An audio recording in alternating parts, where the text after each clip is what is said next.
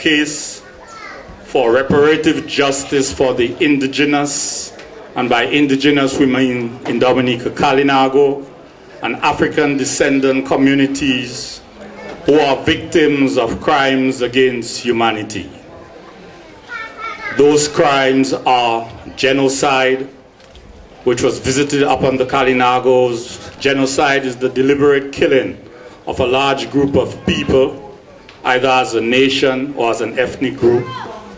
The other crimes against humanity were slavery, slave trading, and racial apartheid.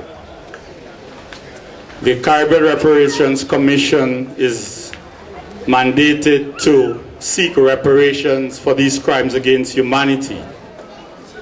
These reparations are not only financial, these reparations are both financial and otherwise. They are financial in one aspect because Europeans were enriched by the slave trade. Their descendants continue to be enriched by the profits of the slave trade. Also, history will tell us that at the time of emancipation in 1838, the value of the 800,000 enslaved Africans who were so-called emancipated was put at $47 million. 47 million pounds, sorry.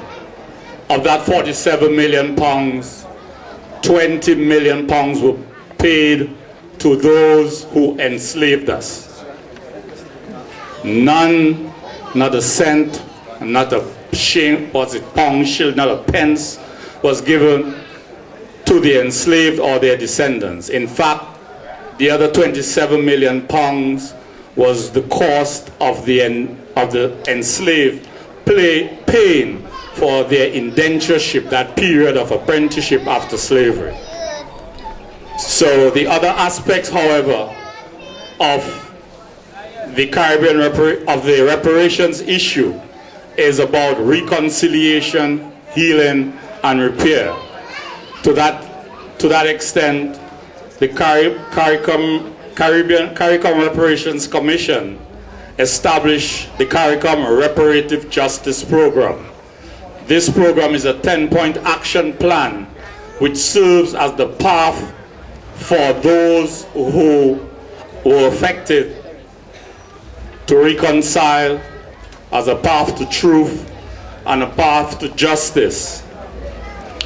I won't go through the 10 points here. I'll just highlight 4 points which I think are relevant to our activity here today. Point number 3 on that CARICOM Reparative Justice Program says we aim to have a developmental program for the indigenous people, that is the Kalinago people. We know that there was no Maroon success without the support and help of the Kalinago people. So this Maroon activity speaks to that.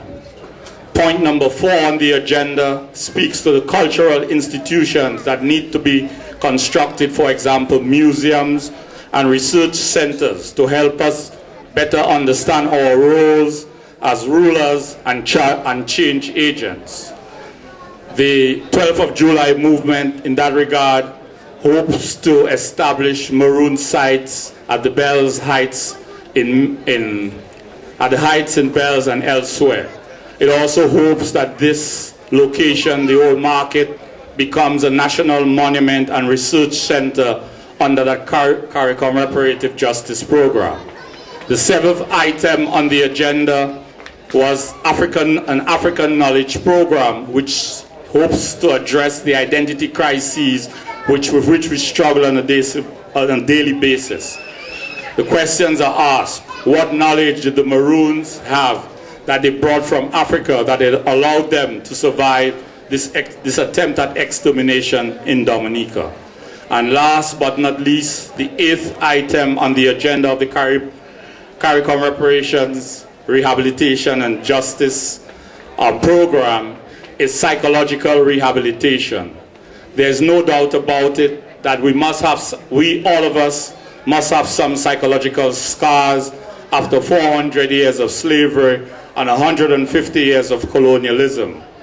However, if we have education and access to historical truths, as we witness here today, an education that teaches us all about all of our history, we can then continue to heal and repair.